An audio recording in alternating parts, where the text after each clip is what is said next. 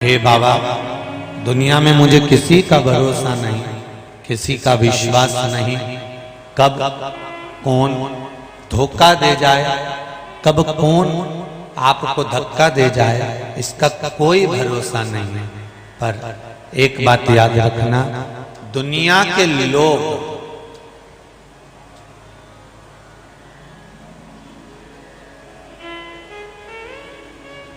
दुनिया आगे क्या लिखा है इसके? दू का मतलब, अरे जम के तो बोलो, दो। दुनिया के लोग मतलब दुनिया मतलब दू का मतलब है दो, और निया मतलब दो तरह के लोग संसार में हैं, एक तरह के नहीं। अगर संसार में सब अच्छे अच्छे हो जाते तो भजन कौन करता, सत्संग कौन करता, संकीर्तन कौन करता? कोई आपका दिल दुखाने वाला अगर पैदा ही नहीं होता तो तुम शिव महापुराण में कौन चले जाते? सबको बैकुंठ मिल रहा होता तो यहां गंगा नहाने कौन आता? दुनिया दो तरह के लोगों से बनी, अच्छे और बुरे।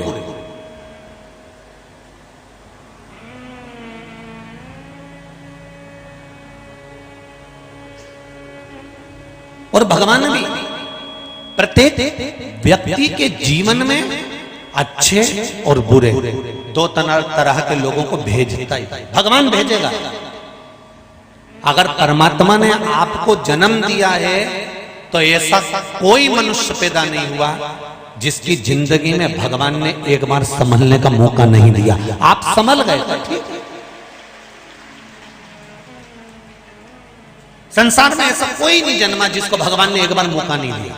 अच्छे भी मिलेंगे, बुरे भी मिलेंगे, पर दुनिया के कई लोग ऐसे हैं, अच्छी जगह पर नौकरी मिल रही हो, अच्छी जगह पर काम मिल रहा हो, अच्छी जगह पर कार्य कर रहे हो, सत्संग से लगे हुए हो, दान धर्म में लगे हुए हो, पुण्य में लगे हुए हो, सत्कर्म में लगे हुए हो, कोई गुरु जन की, संत जन की, गौशाला आदि भगवत स्मरण की सेवा में लगे हुए हो, और वहां पर मालूम पड़े तुम्हारा मन नहीं लगा और तुम वहां से हटकर दूसरी जगह चले गए, फिर व्यसन में डूब गए, दोस्त मिल गए, गलत संगति मिल गई, आड़े टेढ़े मिल गए, अपशब्द कहने लगे, ताने देने लगे और उन्होंने तुम्हें बर्बाद कर दिया। पर भगवान एक मौका प्रत्येक मनुष्य को देता है कि मैं तुझे अच्छी जगह पर भेज रहा हूं, अच्छी जगह पर लगा रहा हूं, सत्संग में लगा रहा हूं, तुझे शिव महापुराण में लगा रहा हूं, तुझे भजन में लगा रहा हूं, उतनी देर तू सेवा में लग जा।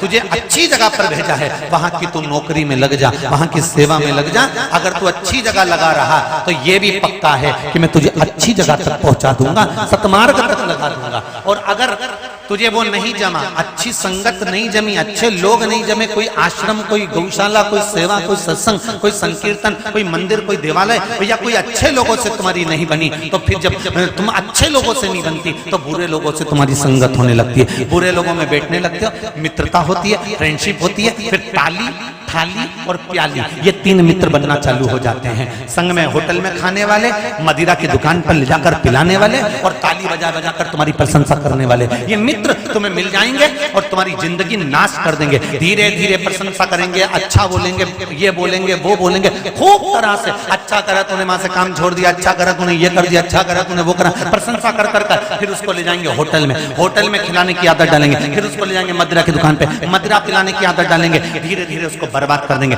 भगवान सबसे पहले संसार के लोगों को अच्छे लोगों से मिलाता है, जब वो अच्छे लोगों से उसकी नहीं बनती तो फिर बुरे लोगों में ले जाता है, और बुरे लोगों से जब बनना चालू हो जाती है तो बर्बाद कर देता है।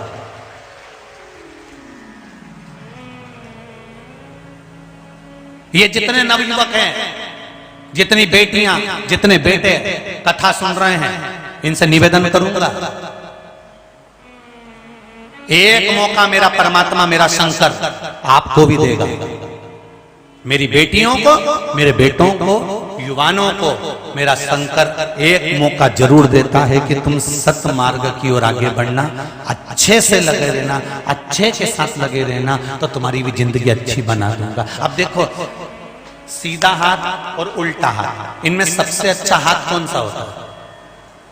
जम के बोलो जरा। सीधा। एक बार ये उल्टे हाथ को बड़ा बुरा लगा। इसने कहा हमारा तो कोई काम ही नहीं है, दान करो तो इससे, पुण्य करो तो इससे, भजन करो तो इससे, सत्संग करो तो इससे, है भगवान का श्रृंगार करो तो इससे। फिर भगवान ने हमको पैदा ही क्यों करा? ये उल्टा हाथ एक दिन भगवान विष्णु के पास पहुंच गया कि हमारा जब काम ही नहीं है तो तुमने हमें पैदा क्यों करा? हमारा हाथ काट, हमें उल्टे हाथ से कोई मतलब ही नहीं है, सब सीधे हाथ से करना, सब काम सीधा सीधा करना। तो फिर इसका मतलब क्या? इसका क्या करूं मैं? लोग मुझसे नफरत करते, पूजन करने बैठते तो पंडित जी बोलते उल्टे हाथ से मत करना। मंदिर जाओ शंकर जी को जल चढ़ाना है तो क्या उल्टे हाथ से मत चढ़ाना। कोई भी काम करो तो क्या उल्टा काम मत करना। मैं इतना बुरा हूं तो मैं क्या करूं तुम बताओ? मैं भी इसके जैसे बनना चाहता हूं, मैं भी इस सीधे हाथ जैसा होना चाहता हूं, इसके लिए मुझे क्या करना पड़ेगा? तो किसी भगवान विष्णु से पूछा तो भगवान विष्णु ने कहा तू कहीं मत जा, एक बार कथा में जाकर बैठ जा, और कथा में जाकर बैठे तो किसी गुरु जी से पूछ लेना कि मेरे इस हाथ का मुझे क्या करना है। तो कथा में जाकर बैठा, कहीं शिव पुराण में जाकर बैठ गया तो गुरु जी ने कह दिया एक काम कर, जब सीधा हाथ दान करे तो तू इसको टच कर लेना, तेरा भी कल्याण होना प्रारंभ हो जाएगा।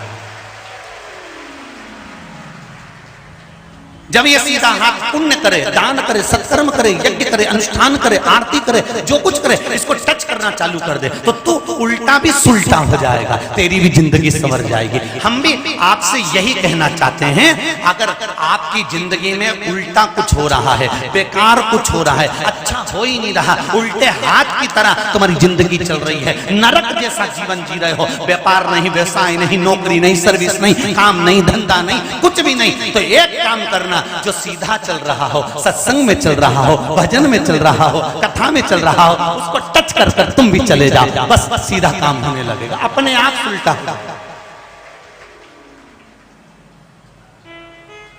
पर तुम इतने उल्टे, हरिओ जगदम्बा, इतने उल्टे कि तुम्हें सीधा तो अच्छा ही नहीं लगता है। क्या करें मैं कथा में जाके? बस ईयर वाले महाराज का तो रोज का काम है कथा वाचना, कथा कथा कथा कथा कथा कथा, कितनी सुनेंगे? उदर की तृप्ति के लिए रोज भोजन जरूरी है और आत्मा की तृप्ति के लिए रोज शिव महापुराण जरूरी है, शंकर की कथा प्रतिदिन जरूरी है। सुनो सुनो, डॉक्टर में धन नहीं लगाना हो, पुलिस में धन नहीं लगाना हो, डब्बे में शेयर मार्केट में गोल नहीं करना हो, धन को सही जगह लगाना हो, शरीर को सही जगह लगाना हो, तो शिव महापुराण की कथा सुनो, प्रतिदिन सुनो। दिन में नहीं सुनो तो रात में सुनो, रात में नहीं सुनो तो सुबह सुनो। आप में से कितनी माताएं बैठी हैं जो रोज प्रतिदिन शिव पुराण की कथा सुनती हो? वाह वाह, उधर उधर बहुत बढ़िया, सुनना चाहिए।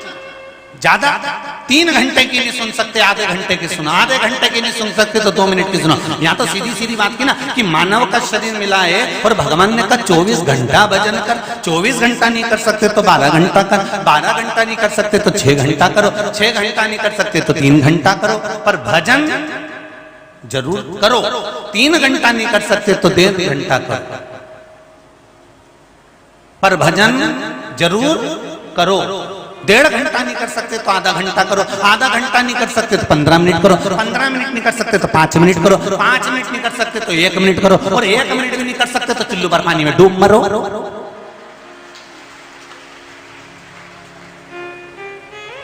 इतना बड़ा मनुष्य का शरीर दिया भजन करने के लिए और 1 मिनट भी निकाला। अरे उतना भी समय जाने दो, जितनी देर में तुम लाइन खींचती हो ना और डब्बा भरती हो, बस उतनी देर जितनी देर तुम कांच में खड़ी रहती हो, लाइन खींच के डब्बा भरो। वो जो 2 धागे से वो एक डायरी में चढ़ा कि मैं 2 धागे से इतनी देर तक मैंने ऐसा ऐसा कुछ करवाया था, तो उसमें इतनी बजे कुर्सी पे बैठी थी, इतनी बजे उठी थी, और ये पेंसिल से लाइन खींचने में, डब्बा भरने में इतनी देर लगी। फिर नैनो में वो ऐसा कौन सा कलर का, काला कलर का था, ऐसी ये है ना ये पुतली, इसमें भी ऐसा ऐसा कुछ करती रहती है। बीच बीची सी हो तो उसमें इतना समय लगाया, और यहाँ नीला पोतने में, यहाँ गुलाबी पोतने में मैंने इतना समय लगाया, और 3-4 बार तो मैंने पटरी लेके यूं यूं देखा है, तो उसमें इतना समय लगा। ये सारा समय लिख लो, और सारा समय लिखकर जितना एक दिन में तुम श्रृंगार में समय लगाते हो, उतना समय तुम उतना ही समय मेरे शंकर में लगा दो, कल्याण निश्चित है। उतना ही बस, बहुत ज्यादा नहीं चाहिए।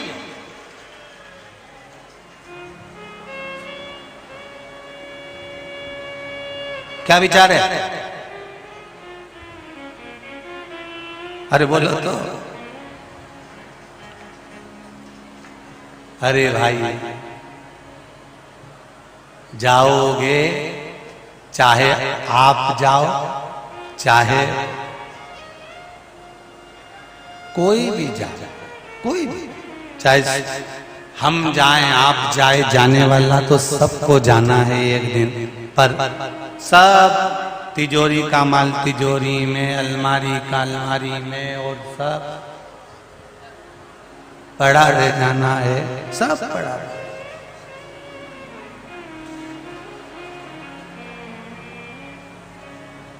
सब पड़ा रह, कोई बात नहीं, समापन है।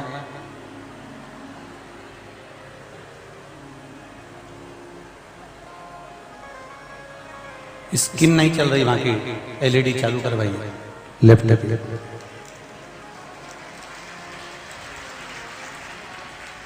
लेफ्ट वाली एलईडी चालू करो। शिव कृपा हो, शंकर का भजन हो, स्मरण जितना ले सकते हो दो मेरे शिव।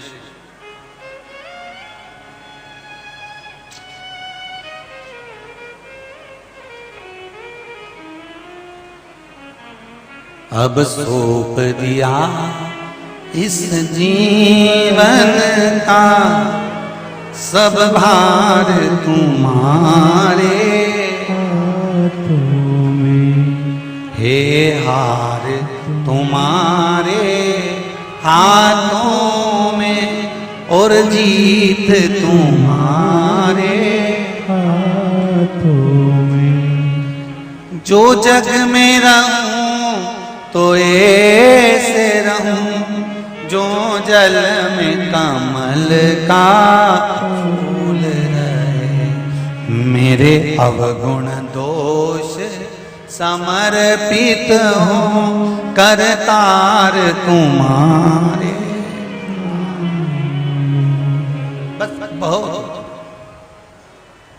उससे ज्यादा नहीं।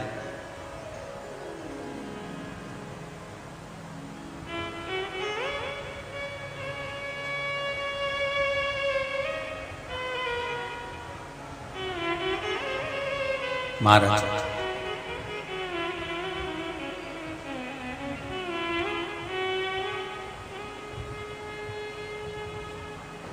गंगा के घाट पर हर की पौड़ी, शिव महापुराण की कथा हरिद्वार से, मायापुरी से सुन रहे हो। गंगा मैया के जल से कुछ सीख कर जाना, ऊपर से बहकर आती है, कलकत्ता तक जाती है, पूरे जल में कहीं पर भी नहा लेना, स्नान कर लेना, ठंडा ही पानी मिलेगा, शीतल ही मिलेगा, भले कलकत्ता में जाकर नहा, भले उत्तर प्रदेश में कहीं जाकर नहा लो, शीतल ही मिलेगा, ठंडा ही मिलेगा।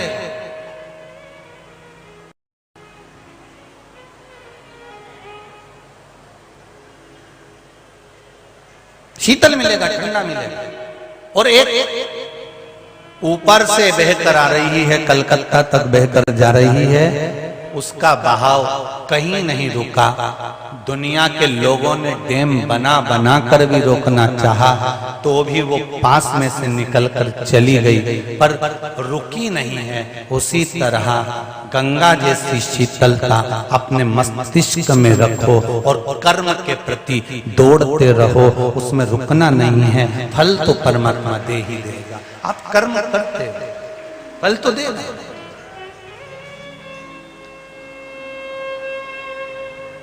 करते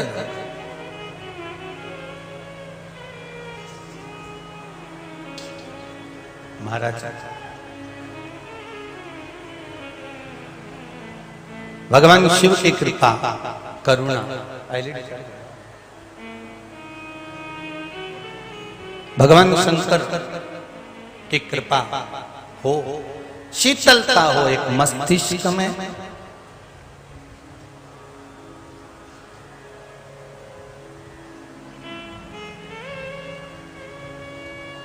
मर्दा परिवार से निवेदन है एलईडी वाले को फोन लगाइए, उधर की एलईडी चालू करवाइए पब्लिक के लिए।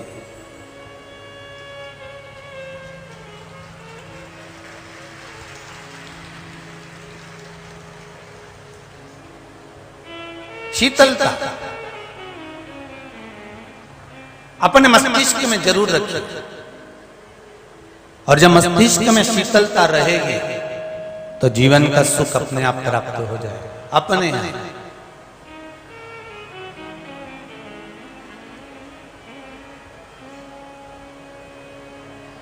महाराज शिव पुराण कह रही है, भगवान देवाधिदेव महादेव के नेत्र बंद करने पर एक बालक ने जन्म लिया जिसका नाम अंधकासुर था। उस अंधकासुर को उठाकर समुद्र में फेंक दिया। हिरण्याक्ष ने गोदी में झेल लिया, हिरण्याक्ष ने गोदी में झेला, और वो बालक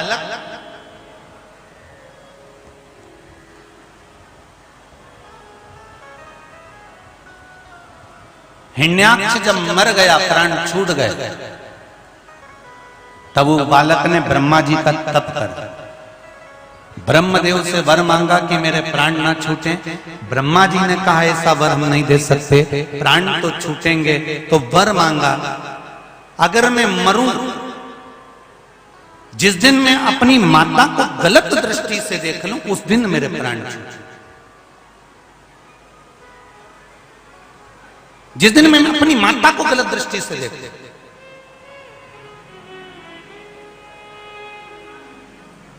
शिव महापुराण की कथा कहती है केवल एक माता से मतलब नहीं है। शिव महापुराण की कथा कहती है जिस भूमि पर हमने जन्म लिया है यह भी भारत माता है।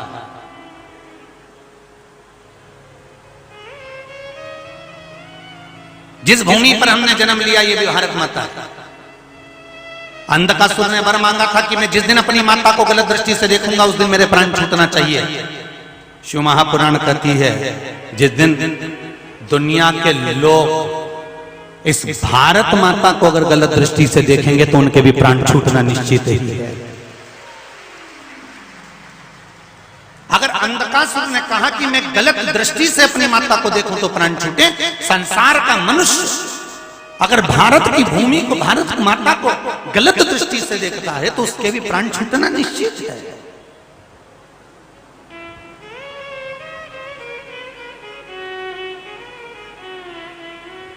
एक भजन, एक कीर्तन, एक स्मरण, एक मंत्र जाप, एक नाम जाप, एक आपके द्वारा किया गया दान पुण्य स्मरण, भगवत स्मरण, शिव नाम, भगवान की भक्ति, ये आपके सम्मुख में आती जरूर है, मिलती है। एक पत्र में लिखा है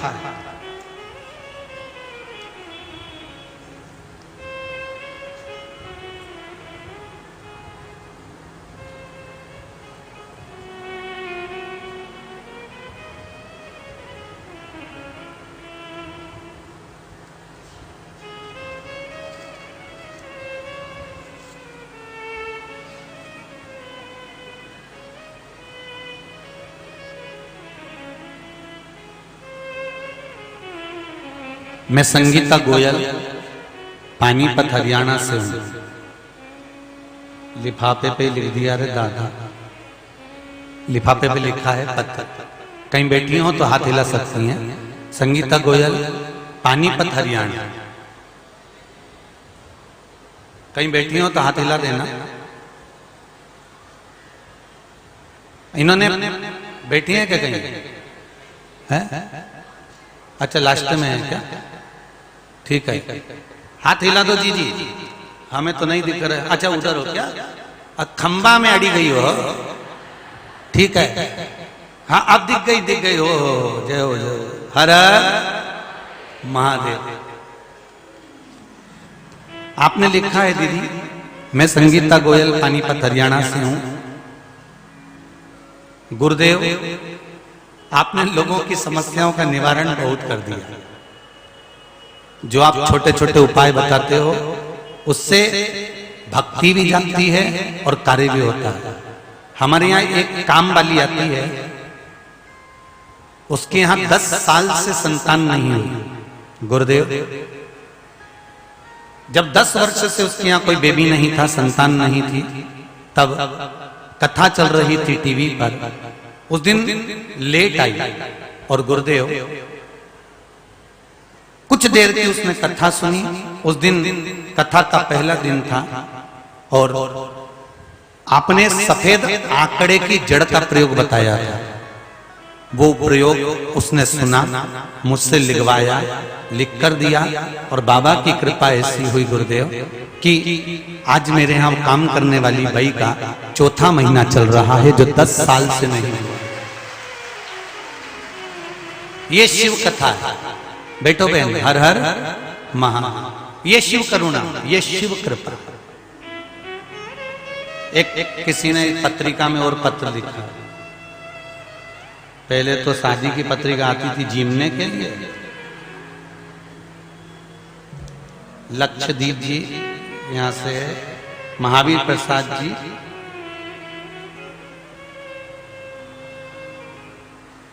लीना भारती जी हैं मुजफ्फरनगर से, कहीं बैठी हैं लीना भारती जी मुजफ्फरनगर से। आप ही हैं? ये आप ही ने भेजा है? बहुत जोरदार है जी, बहुत जोरदार।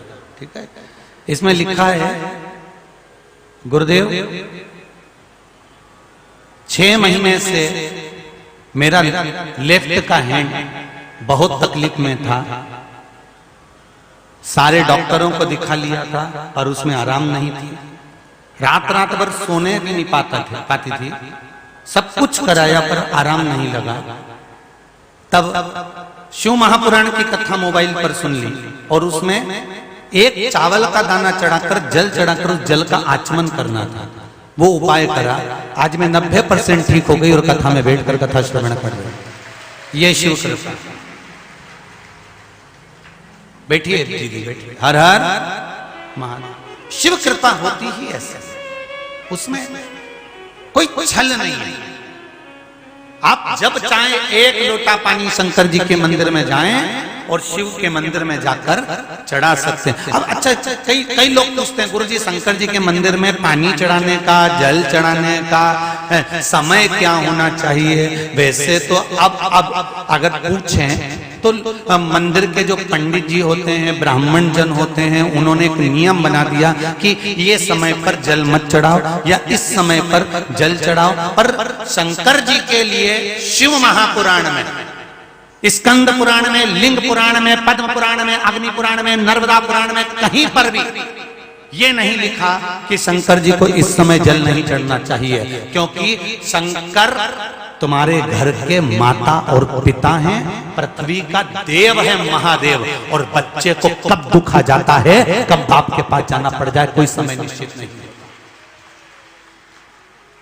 माता पिता के पास जाने का समय निश्चित नहीं होता कि कौन माँ ऐसी बैठी है इस पंडाल में, कौन माता आस्था चैनल पर ऐसी कथा सुन रही है और कौन माता ऐसी है जो मोबाइल पर कथा सुनकर ये कहती है अपनी औलाद से कि मेरे कमरे में आना तो सुबह बस 9 बजे तक आना, उसके बाद मेरे कमरे में कोई मेरा बेटा बेटी नहीं आएगा। है कोई माँ ऐसी, कोई माता बेटी ऐसी जो अपने बच्चे से कह दे, कोई बाप अपने बेटे से कह दे ऐसा कि सुन मेरे कमरे में मेरी गोद में आना तो केवल 9:15 पर आना, 20 मिनट का है तो उतार दूंगा? है कोई पिता ऐसा? मेरे पास आना तो केवल 10 बजे तक आना, 11 बजे तक आना, इसके बाद मत आना। कोई माँ बाप अपने बच्चे को अपने कमरे में आने के लिए मना नहीं करते। रात भर बेटा, बहू, परिवार के लोग अपना कमरा भले बंद कर सो जाएं, पर घर के बुजुर्ग घर का बड़ा कमरा खोल कर सोता है कि बच्चों को कब जरूरत पड़े। घर का बुजुर्ग घर का बड़ा कमरा खोल कर सोता है। इसलिए घर के बुजुर्ग ज्यादा कमरे में नहीं रहते हैं, वो तो हाल में बैठे रहते हैं, सोफे पे बैठे रहते हैं, हाल में बैठकर टीवी देखते रहते हैं, हाल में बैठकर अगर उनको कुछ खाना है हाल में, कहीं काम करना है हाल में, वो रसोई घर में भी जाना पसंद नहीं करते। घर के बुजुर्ग वो तो कहते बेटा लिया हाल में, टीवी में कथा रही महाराज की, मैं यहीं सुन लूंगी, मैं यहीं खा लूंगी, और जाने ही पसंद नहीं करते, हाल छोड़ते ही नहीं है। क्यों? क्योंकि यहाँ बेटी भी आएगी, बेटा भी आएगा, रिश्तेदार भी आएंगे, बड़ी बहू के रिश्तेदार, छोटी बहू के रिश्तेदार, नातेदार, कुटुंबी, कबीला, बहन, मौसा, मौसी, मामा, काका, सब हाल में आएंगे। तो मुझे यही अच्छा लगता है, मुझे कमरा नहीं भाता। उसी तरह मेरा देवाधिदेव महादेव घर का वो बुजुर्ग है जिसके लिए कोई समय नहीं, तुम्हारा मन पड़े तब चले शंकर के मंदिर में जाए। हाँ, मंदिरों में अब पहले सारे मंदिरों का नियम था, मंदिरों में दरवाजे भी होते थे, केवल एक ही मंदिर तो था जिसमें दरवाजे नहीं होते थे। शंकर के मंदिर में ना तो कपट है ना पट है। शिव के मंदिर में ना कपट होता था ना पट होता। पट मतलब दरवाजा भी नहीं होता था और कपट भी नहीं होती थी। वो तो आराम से ओट ले पाए। अभी तुम गंगा के घाट पर जाओ, सारे मंदिरों में जाना, सब अच्छे अच्छे कपड़े पहन के भगवान बैठे होंगे, मंदिर का दरवाजा बंद होगा, उन पे तुम एक लोटा पानी चढ़ा के बता, चढ़ाओगे? वो पंडित जी को देखा, गंगा की 60 डुबकी लगवा देगा। क्यों री तूने राम जी पे पानी चढ़ा दिया, देवी जी पानी चढ़ा दिया, इतनी अच्छी ड्रेस खराब कर दी, तूने ये कर दिया। और वही गंगा के घाट पर, घाट के ऊपर शंकर जी आराम से शिवलिंग रखा हुआ है, आराम से। तू जब नहाए तब भरना, दिन में नहाए तो दिन में, रात में नहाए तो रात में। तू जब गंगा नहाए तब एक लोटा पानी उंडेल के चल जा। शंकर जी के मंदिर में कोई पट नहीं, उनको कोई कपट नहीं, उनको कोई झंझट नहीं।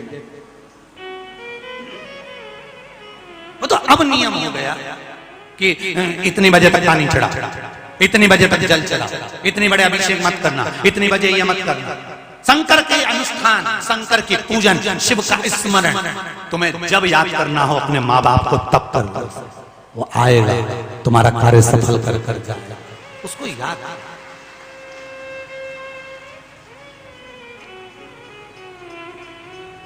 माता पिता के पास में समय नहीं। और एक बात और कहूंगा, शिवरात्रि के दिन भर से लेकर रात भर तक शिव का अनुष्ठान हो सकता है।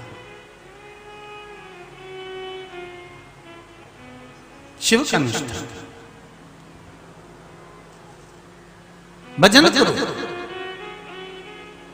रतलाम के आसपास के हों, वो दोपहर 2 बजे से 5 बजे तक रतलाम की कथा आस्था चैनल पर, फेसबुक यूट्यूब पर भी सुन सकते हैं और रतलाम में भी श्रवण कर सकते हैं। इतनी कथा कोरोना महामारी के अंतर्गत बाची, पर बैसाख की शिवरात्रि की कथा आज तक नहीं बाची। तो मन है रतलाम में जो कथा होगी उसका नाम बैसाख शिवरात्रि शिव महापुराण की कथा हो, क्योंकि 23 तारीख से कथा चालू हो रही है रतलाम में, 29 तारीख को विराम हो रही है और 29 तारीख को ही बैसाख महीने की शुक्रवार के दिन शिवरात्रि पड़ रही है।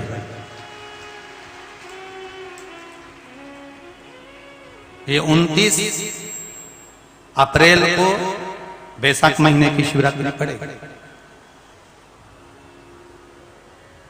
जो जल आप लोगों को चढ़ाना है, और केवल ये नहीं कि बीमार आदमी ही चढ़ाएगा, धन के लिए, संपदा के लिए, बच्चों की विद्या के लिए, घर में कोई बीमार ना पड़े उसके लिए मट्टी के पात्र का जल ताम्र पात्र में डालकर अपने घर से बाबा का नाम लेकर घर में जो सदस्य हों सबको कह दो, एक लोटा पानी आज शिवरात्रि के दिन समर्पित कर कर बाबा को रिझा लो, ये जीवन का सुख प्राप्त हो।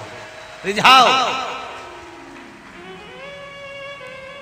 और बैसाख महीने की शिवरात्रि का क्या महत्व होता है, रतलाम की कथा में सब सुनो।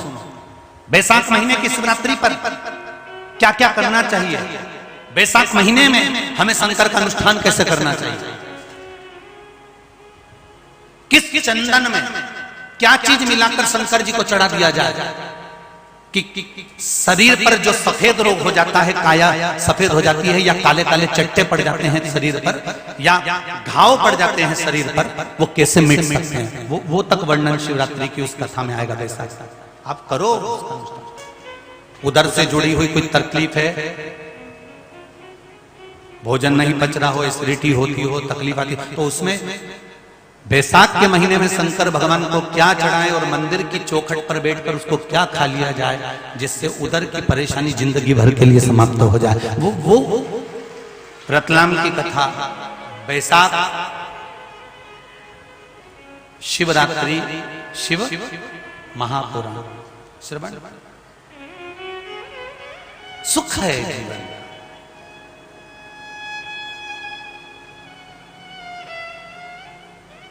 शुक्रवार के दिन 29 अप्रैल को बैसाख महीने की शिवरात्रि पड़ेगी। 1 लोटा पानी शिव जी को, उसमें बेलपत्र डालने के बाद हेड़ लें। उस जल को या कोई मिट्टी का सकोरा हो, बर्तन हो, घड़ा हो, कलश हो, उसमें भरा हुआ रखा हो, वो तांबे के पात्र में डाल लो, उसको ले जाकर चढ़ा दो। और एक और चीज का ध्यान रखना,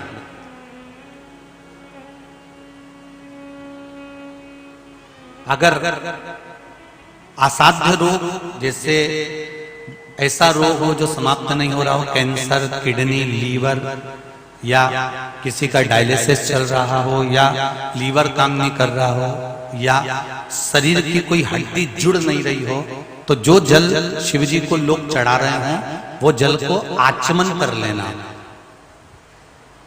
पर आचमन शंकर भगवान की छोटी बेटी अशोक सुंदरी के नाम से करना, उसका आचमन केवल अशोक सुंदरी के नाम से, क्योंकि शंकर भगवान की 5 लड़कियां गंगा के जल से प्रकट हुई थी और शंकर भगवान की सबसे छोटी लड़की अशोक सुंदरी नंदनवन में पैदा हुई थी, जन्म ली थी, नंदनवन में जन्म ली।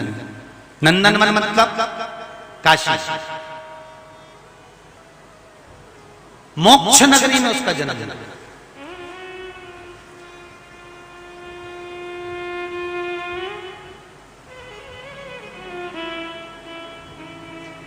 घर के छोटे बच्चों को भी बोलो, बड़ों को भी बोलो, बुजुर्गों को भी बोलो, चलो 1 लोटा पानी चढ़ा के आते हैं, चलो। अब किसी ने ये पूछा, गुरुजी आपने कहा इतनी बजे से इतनी बजे तक चढ़ाना चाहिए।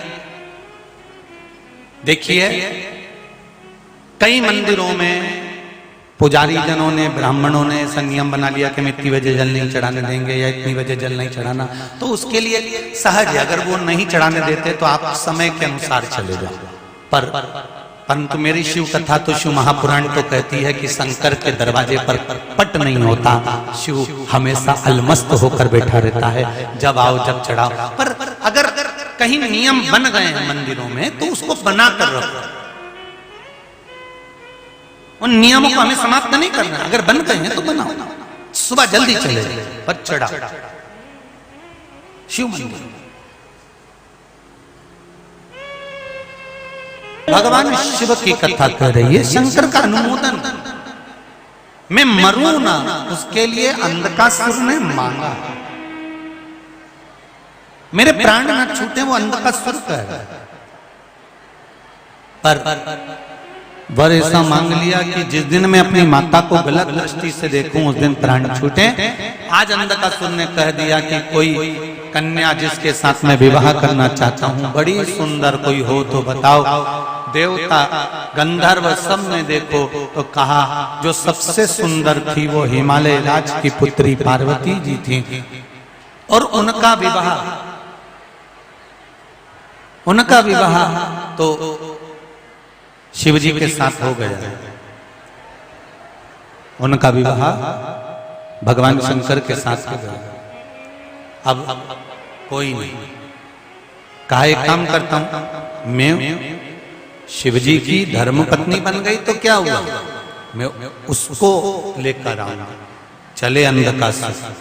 श्री शिवाय नमस्तुभ्यं, श्री शिवाय नमस्तुभ्यं, श्री शिवाय नमस्तुभ्यं, श्री शिवाय नमस्तुभ्यं।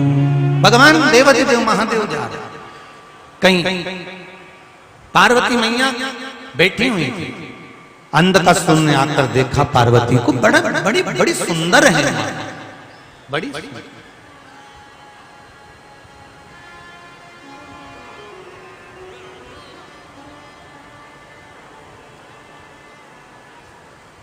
देखिए,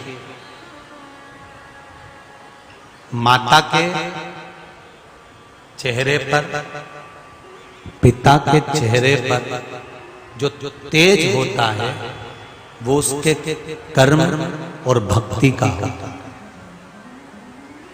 कथा में पहले कहा था, आज फिर कह रहे, क्रीम की चमक कुछ दिन की, कुछ महीने की होती है, पर अच्छे कर्म की चमक जिंदगी भर की होती है, आपके जीवन भर रहेगी।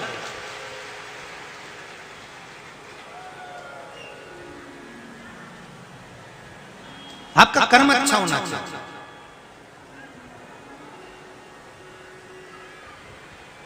और यदि कर्म अच्छा है,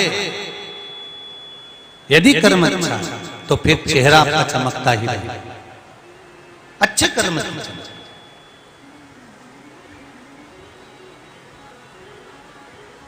फिर वही वाली बात आ गई, मत बुरे कर्म कर वरना पछताएगा, भगवान की आंखों से तो बच नहीं पाएगा, तो बच नहीं पाएगा। ये हमारे कर्म की चमक और वो श्रेष्ठ। आपने जो कर्म करा आपके सम्मुख में वो आएगा। अंधकासुर ने जैसी माता पार्वती को गलत दृष्टि से देखा, शंकर भगवान को क्रोध आ गया, काल भैरव को प्रकट कर लिया और भैरव को प्रकट कर कर अंधकासुर के प्राणों को हर लिया। पार्वती मैया की आंखों में अश्रु भरा हुआ था। वो अश्रु इस बात का था कि इस पुत्र को मैंने गोदी में खिलाया है, इस बेटे को मैंने गोदी में खिलाया है, और आज यही पुत्र मुझे गलत दृष्टि से देख रहा है। अभी कथा में कहा था, कर्म जो दिया वो मिला, जो किया वो प्राप्त हुआ। बस दिल से जो करा गया उसका फल मिलेगा। एक पत्र में लिखा किसी दीदी ने, ये भी शादी की ही पत्रिका है,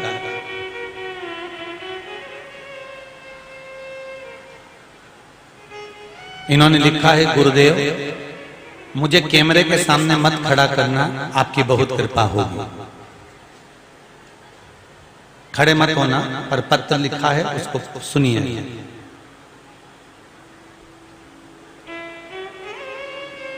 गुरुजी, शिव पूजन कैसे करना चाहिए वो बता दिया आपने। 18 साल से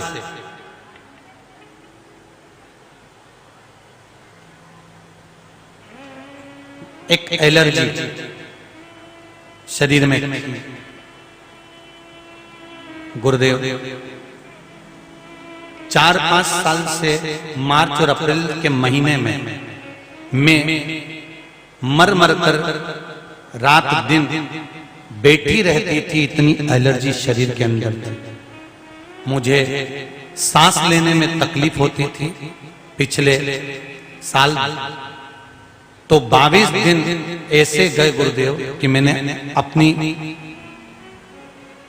लड़की की शादी नवंबर में रखी हुई थी और मुझे लगता था कि मैं नहीं बचूंगा। फिर भी किसी तरह से रिश्ता बना, सब अच्छा हुआ।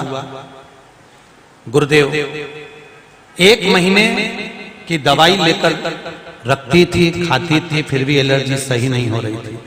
गुरुदेव 2 दिए का उपयोग, बेलपत्री के नीचे जल चढ़ाकर 2 दिए का आपने प्रयोग बताया था, वो मैंने किया और बाबा की ऐसी कृपा रही गुरुदेव कि अब मुझे एलर्जी की दवाई नहीं खाना पड़ रही है, मैं बिल्कुल ठीक हो चुकी हूं। और कथा में मैं पूर्ण तरह से स्वस्थ हूं, कथा में बैठी हूं और सारी दवाई मेरी छूट गई है। ये शिव कृपा, शंकर की उदारता। और केवल शिव कृपा नहीं, यह आपके विश्वास का फल मेरा शंकर आपको दे रहा है।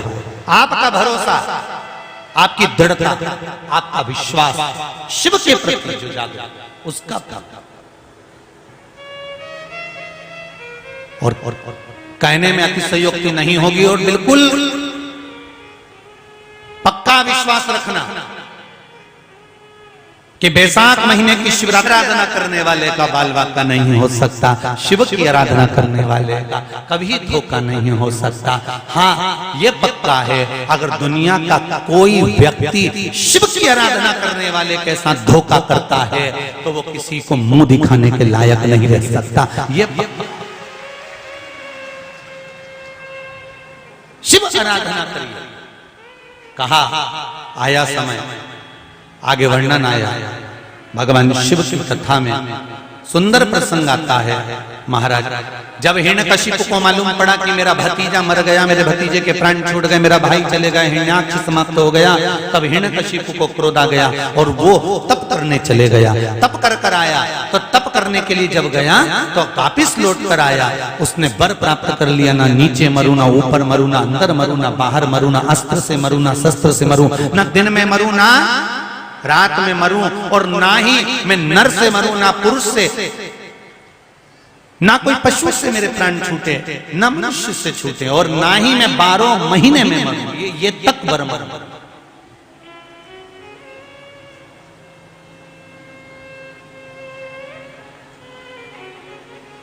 ये तक वर मरूं।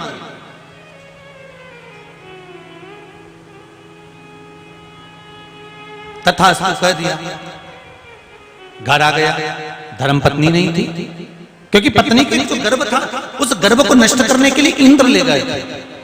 पर देवऋषि नारद ने कहा कि किसी का पति घर में नहीं है और उसकी धर्मपत्नी गर्भ में है, और गर्भित बालक को मारना ये तो पाप की बात है, इसमें पुण्य कहां है? इंद्र, तुम देवताओं के राज सिंहासन पर बैठे हुए हो, पर करें क्या? रामचरितमानस में एक बड़ी सुंदर लाइन लिखी है, ऊंच निवास नीच तरतुति, देख न सकहि पराई विभूति। रामचरितमानस में बड़ी सुंदर बात लिखी है कि ऊंचे पद पर बैठने के बाद, ऊंचे औहदे पर बैठने के बाद, ऊंची गादी पर बैठने के बाद भी किसी किसी के मन में किसी के प्रति भेदभाव उत्पन्न हो जाता। इंद्र को वो भेदभाव था।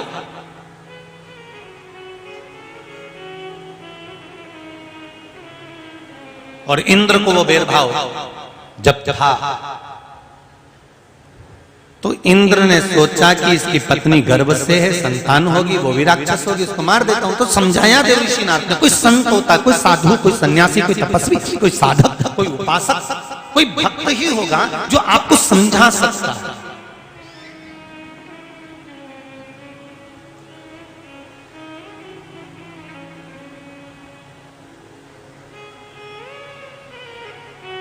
कोई भक्त होगा जो समझाए।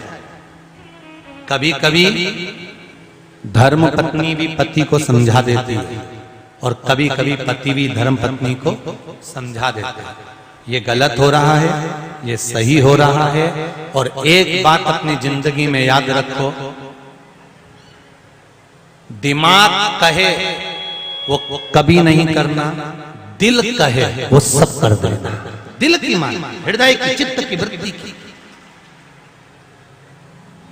मन में अगर शिव बैठा हुआ है, हृदय में अगर शंकर बैठा हुआ है, तो वो गलत नहीं करने रहे। पर उसके लिए आपको एक काम करना पड़ेगा कि अपना सर्वस्व भगवान को मानना पड़ेगा। कि जैसे मीराबाई कहती थी ना, मेरो तो, अरे जम के तो बोलो, गिरधर गोपाल। हाँ, ऐसे बोलते रिया करो। हाँ, जिसके पति का नाम गिरधर हो तो मत बोलो, उसमें कोई दिक्कत वाली बात नहीं है। हो जाता है कभी कभी। एक बार हम लोग इंदौर कथा करने गए, वहां हमने आरती गा दी, जय जगदीश। अरे अब मन है ये तो कभी भी गा दो। हमने कथा में ही आरती गा दी, जय जगदीश हरे। पास में एक अम्मा आरती उतार रही थी, अभी तक खड़े होकर रोज शंकर जी की आरती गाती थी। आज हमने जैसे ही जगदीश की गाई तो उसने नी गाई। अब नी गाई तो हमारा मन दुखा, तो हमने बाद में पूछ लिया, क्यों री माँ? हम बोल रहे जय जगदीश हरे, तू बोल रही कल्लू के पिताजी हरे। ये कोई तरीका होता? अरे गुरुजी मैं उनका नाम कैसे ले सकती हूँ? मैंने कहा तुम्हारे पति का नाम जगदीश है। तो हमने कहा ठीक है, फिर तो ठीक है, कोई बात नहीं। अब पहले का समय था ना, अब आज का समय हो तो आज के समय में तो लोग बहुए इतनी होशियार, तुरंत चिल्ला के कह देती है, बलवीर इधर बेचारा तुरंत, और वो भी बेचारा आके खड़ा हो तो हाथ जोड़ के बोल जगदम्बा। उसको भी घबराहट होने लगती, क्या मतलब क्या बोलने वाली गया। अब महाराज जी शिव कथा कह रही है। हिरण्यकशिपु आया, धर्म पत्नी के गर्भ से संतान हुई, जो देवऋषि नारद ने जिसको ज्ञानवान बना दिया। गर्भ का ज्ञान इतना प्रबल ज्ञान दिया कि वो बालक कहीं डोलता ही नहीं, कहीं ढलता ही नहीं।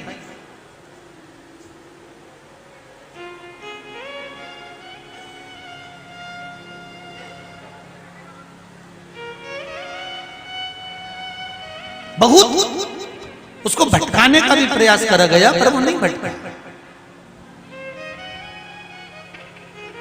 नीन लड़े गिरधारी से मैं उनकी हो गई, मेरे मन में नहीं है धीर, सखीरी वृंदावन जाऊं। ये नयन कृष्ण में लग गए, ये नयन शिव में लग गए, ये नयन अवधपुरी राम में लग गए, ये नयन गंगा जी में लग गए। फिर चित्त कैसे रहे, मन कैसे मान? अरे कितनी दूर दूर से आए हो आप लोग कथा सुनने के लिए। एक भाई कोई आया है 1020 किलोमीटर तक टू व्हीलर गाड़ी से चलकर यहां पहुंचा है। 1020 किलोमीटर गाड़ी से, कहीं बैठा हो तो हाथ उठा देना पड़ेगा। टू व्हीलर मोटरसाइकिल से आया है, 1020 किलोमीटर तक गाड़ी चलाकर यहां पहुंचा कथा श्रवण करने। ये शिव भक्ति, ये शंकर का स्मरण। कितना दूर दूर से, कोई 500 किलोमीटर, 1000 किलोमीटर, 800 किलोमीटर, 900 किलोमीटर, ना जाने कहां कहां से आप लोग कथा सुनने के लिए आए हो। तपती हुई धूप, गर्मी, चिलचिलाती हुई गर्मी, और उसके साथ में आप बैठकर भगवान शिव की कथा का रसपान इतनी शीतलता और इतनी शांति से श्रवण कर रहे हो कि हमको तो ऐसा लग रहा है कि आपके भीतर जो हिमालय की ठंडक है, शंकर जी के भीतर की जो ठंडक है वो आपके दिल में आकर बैठ गई है। और शिव स्वयं कथा, शिव स्वयं शंकर, कथा कराने वाला शिव, कथा वाचने वाला शिव, और कथा सुनने वाला भी शिव है, कोई दूसरा है।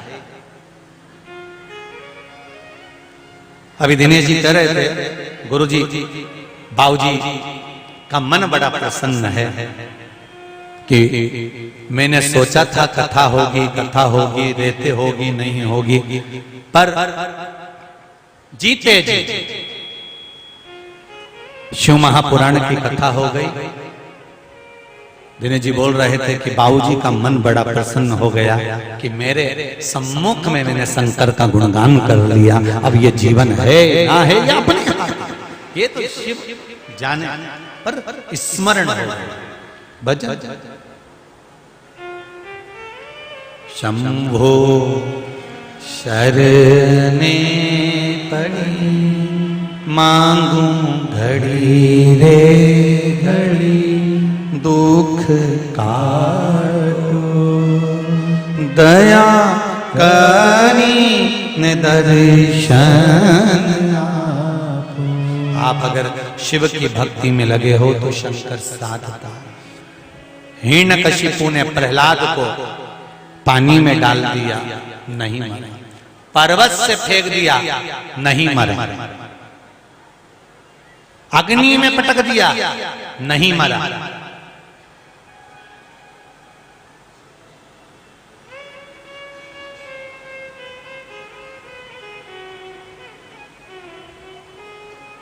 वृक्ष पर, आम के बगीचे में, आम के पेड़ पर बहुत सारे आम लग रहे हैं, केरियां लग रही हैं, बहुत सारे आम, बहुत सारी केरियां लग रही हैं। और आम का बगीचा देखना, कई जगह पूरे आम की केरियां, पूरे आम टूट जाते हैं, नीचे आ जाते हैं। उस आम के वृक्ष पर एक आध आम लगा ही रहता है। क्यों? भगवान ये दिखाना चाहता है कि देख, जिसको मैं रखता हूं उसे कोई दूसरा चख नहीं सकता है, क्योंकि मैंने रखा है उसे।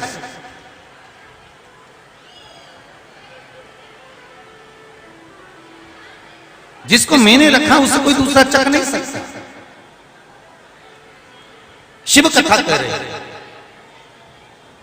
अगर भगवान राखे वो एक आप लोग कहते हैं ना, जाको राखे साइया तो मार सके ना कोई। जिसको भगवान रख लेता है, भगवान जिसको अपना बना लेता है, उसको फिर परमात्मा कभी दुखी नहीं देगा। और सरल भाषा में समझ जाओ,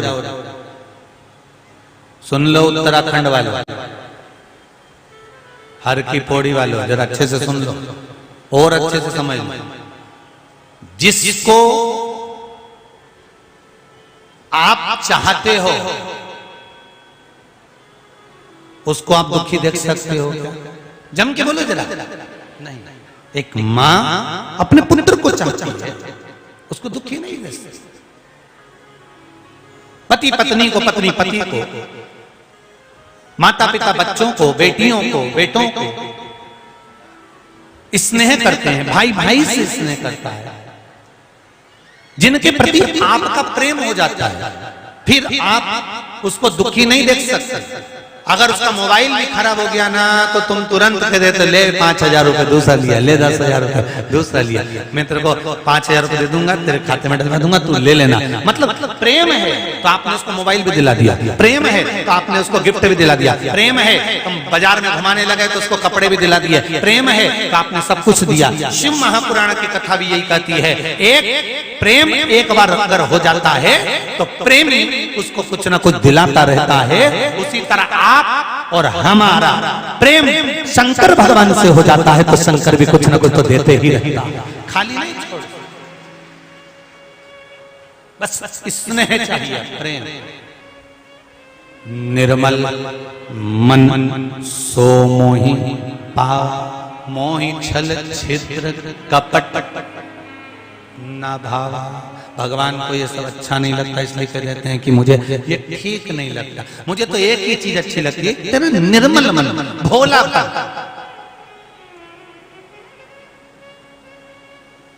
तेरा सरल स्वभाव, तेरा सरल चित्त, तेरी सरल भक्ति, बस वही चीज। हिरण्यकशिपु ने प्रहलाद को मारना चाहा, नहीं मारा। बहन ढूंढा सकता तो भी नहीं मारा। अंत में पूछ लिया कहां है तेरा भगवान? सर्वस्व है, इस खंबे में भगवान है। हाँ, और गदा का प्रहार करा, गदा का प्रहार करा।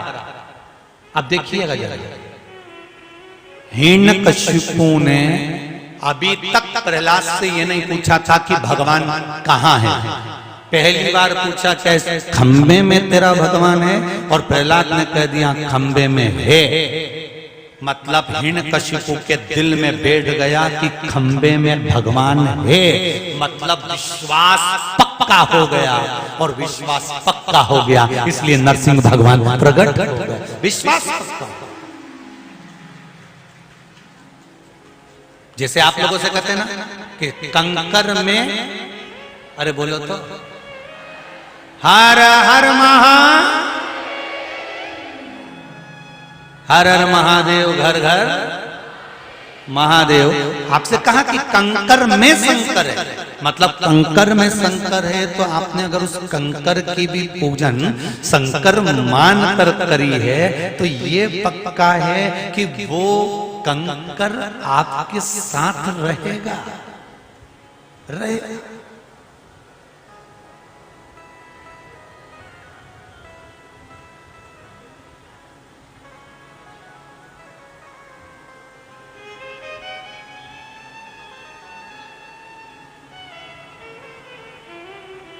याद करो,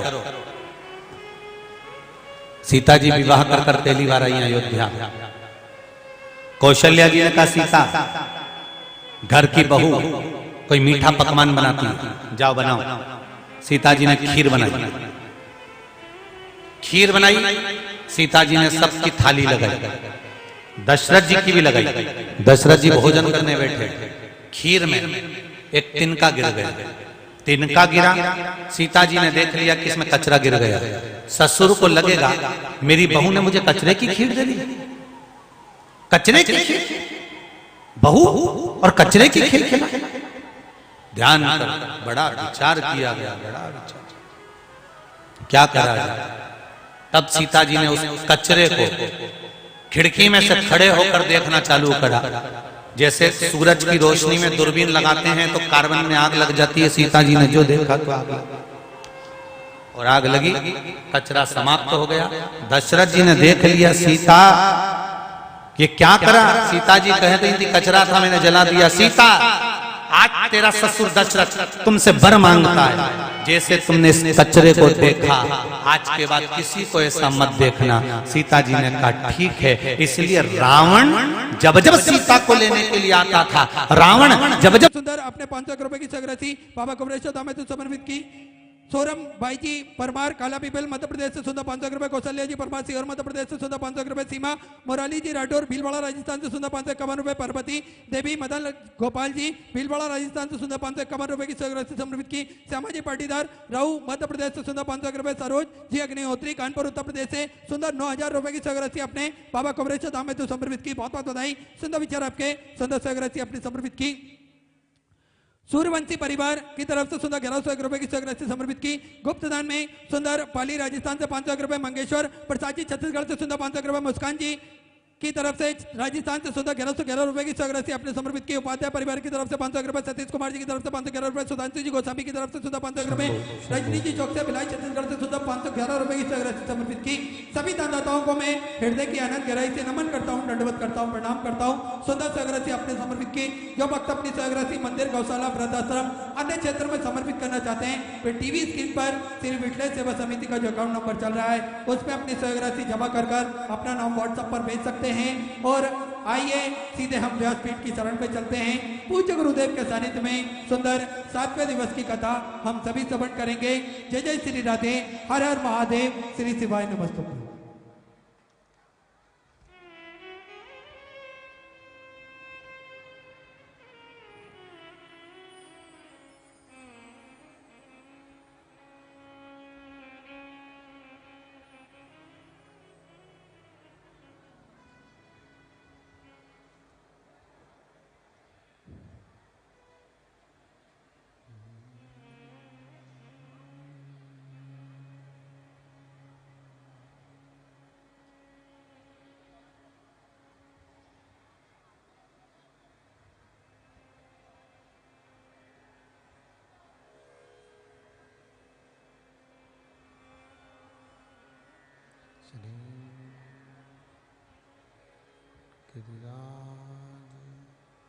धर्म की जय हो,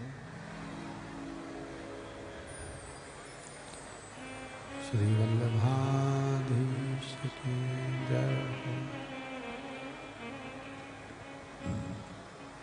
श्री गोसाई जी परम दयाल की जय हो, श्याम सुंदर श्री अम्ने महारानी की जय हो, काशी विश्वनाथ भगवान की जय हो, गौरा महारानी की जय हो, श्री गणेश जी महाराज की जय हो, सरस्वती मात की जय हो, खेड़ापति सरकार की जय हो, कुबेरेश्वर महादेव की जय हो, दक्षेश्वर महादेव की जय हो, नीलकंठेश्वर महादेव की जय हो, गंगा महारानी की जय हो, संत सद्गुरुदेव गौ माता की जय हो, चिंता संतान हंतारो यत्पदान्वृणवा शरणं तनीचार्याणां प्रणमामि महामहा यदमृतो जन्तु वा सर्वदुःखाधिगो भवेत् तमं सर्वदा वन्दे श्रीमद्वल्लभनन्दनम् अज्ञानतिमिरागास्य ज्ञानजयशलाकया चक्षुरुन्मीलितेन तस्मै श्रीगुरवे नमः। नमामि हृदये श्रीलीलाचलदेशाय लक्ष्मीशास्त्रीलाम्बिः सर्वमानं कलानिधिः चतुर्विश्वचतुर्विश्वचतुर्विश्वत्रिविस्तवा सर्वजायते वसो पंचधा हृदय नमः। विश्वनाथ भगवान की जय। ओम नमः शिवाय। ओम नमः शिवाय। ओम नमः शिवाय। ओम नमः शिवाय।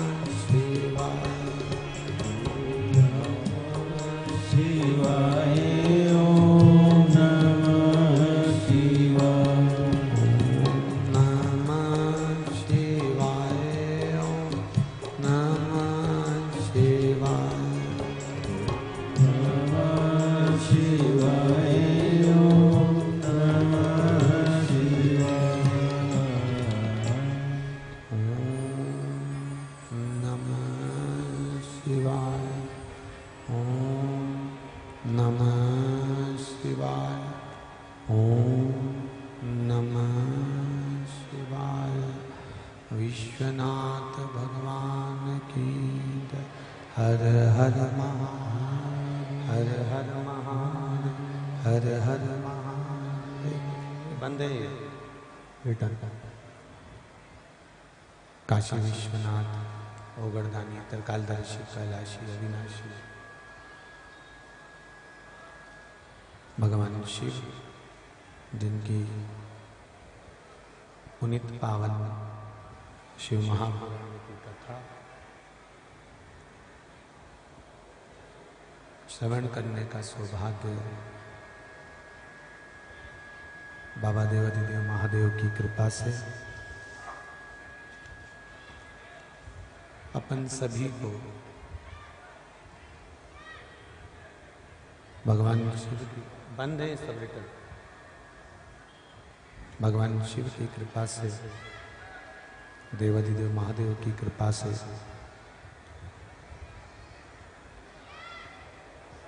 माँ गंगा के पावन घाट पर, माँ गंगा के पावन तट पर 7 दिवसीय शिव महापुराण की कथा श्रवण करने का सौभाग्य इस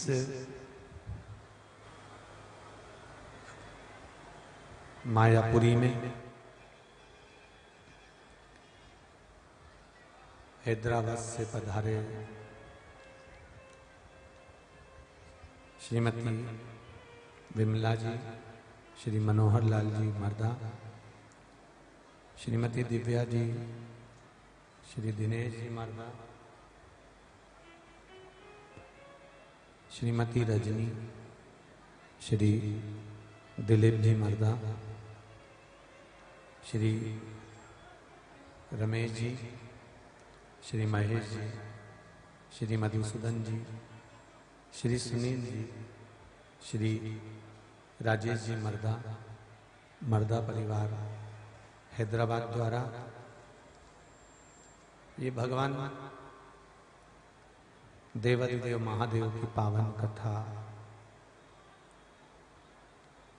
श्रवण करने का सौभाग्य भगवान शिव की कृपा से अपन सभी को प्राप्त हुआ है।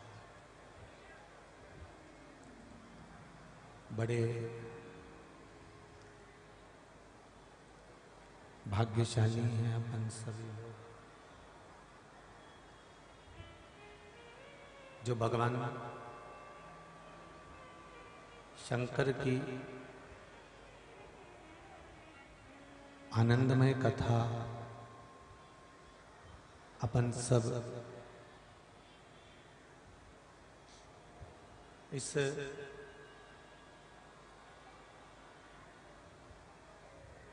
मायापुरी में माँ गंगा के घाट पर श्रवण कर रहे हैं।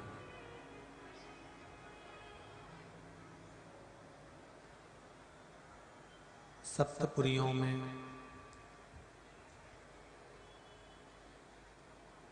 अयोध्या, मथुरा, काशी, कांचीपुरी, उज्जैनी, द्वारका और ये मायापुरी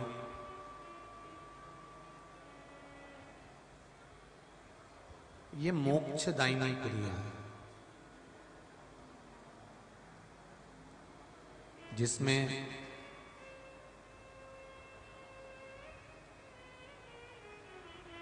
हम जो भगवान का भजन कर रहे हैं, हम जो कीर्तन कर रहे हैं, हम जो मंत्र जाप कर रहे हैं, नाम जाप कर रहे हैं, स्मरण कर रहे हैं, या हम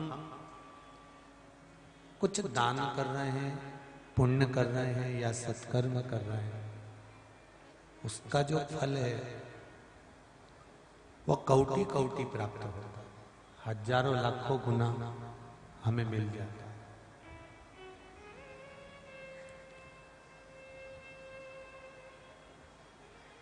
वैसे तो शिव महापुराण की वायव्य संहिता के अंतर्गत लिखा हुआ है कि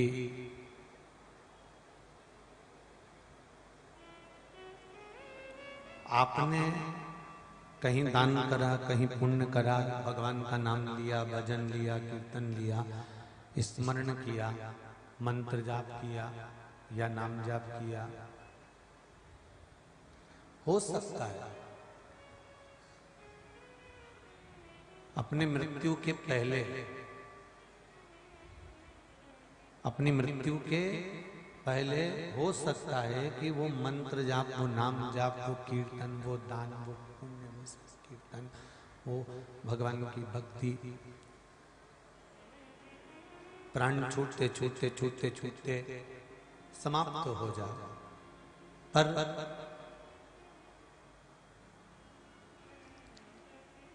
शिव महापुराण की कथा कहती है कि शंकर भगवान का किया गया भजन,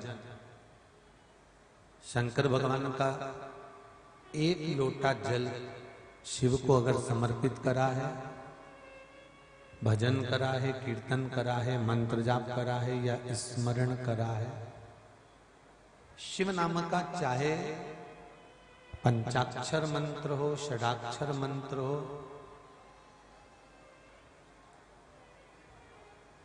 या श्री शिवाय नमस्तुभ्यम हो, महामृत्युंजय मंत्र हो, ये सारे जो मंत्र हैं अगर ये जपे हैं या एक लोटा पानी भी शंकर को चढ़ाया है या शिव की कथा को आपने श्रवण किया है, तो ये शिव महापुराण की कथा कहती है कि सब कुछ हो सकता है कि आपकी मृत्यु के समय पर समाप्त हो जाए, पर शंकर का भजन कीर्तन स्मरण नाम जाप नाम कीर्तन कभी समाप्त नहीं होता, वो बढ़ता ही चलेगा। आवाज क्लियर नहीं हो रही है?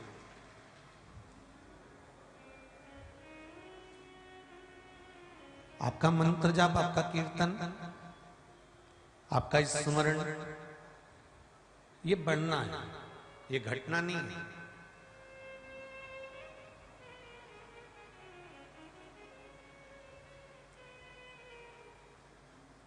गुल्लक में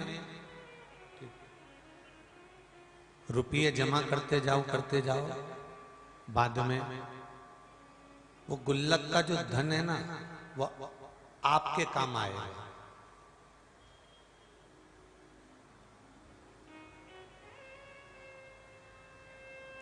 आप कभी भी किसी भी समय पर उस गुल्लक को फोड़कर जो आपको लेकर आना है वो आप ला सकते हो।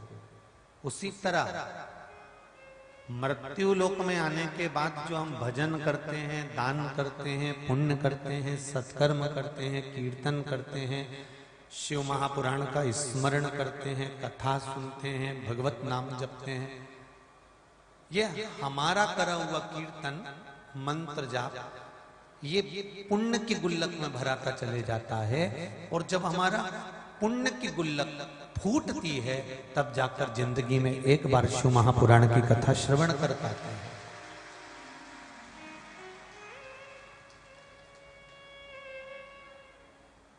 पुण्य की गुल्लक भरा गई तब शिव महापुराण की कथा मिली है।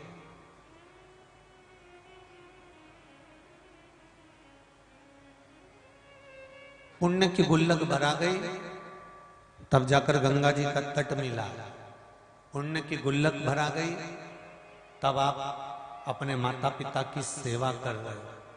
पुण्य की गुल्लक भरा गई तब आप इन दो हाथों से दान कर रहे हो। पुण्य की गुल्लक भरा गई तब इन नैनों से आप संतों का, गुरुओं का और भगवान का दर्शन कर रहे हो। ये पुण्य की गुल्लक है।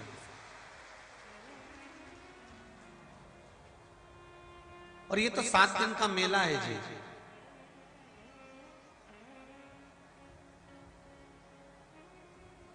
आज कथा समापन हो जाएगी, विराम हो जाएगी। सब अपनी अपनी धर्मशाला को, कमरे को, होटल के रूम को खाली कर कर जाना है।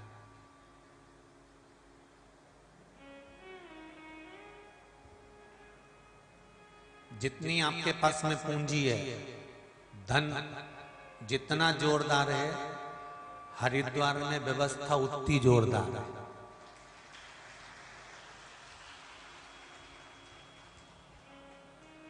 ₹50 का भी गद्दा और रजाई मिल जाएगा और कहीं पर धर्मशाला में दरी में आप ₹50 में सो सकते हो। बोलो सही है कि गलत है? ₹100 का कमरा भी यहाँ मिल जाएगा आप 100 रुपए में भी किसी हॉल के अंदर जाकर सो सकते हो। 500 रुपए का कूलर का रूम भी मिल जाएगा, आप किसी कूलर के रूम में जाकर सो सकते हो। और 5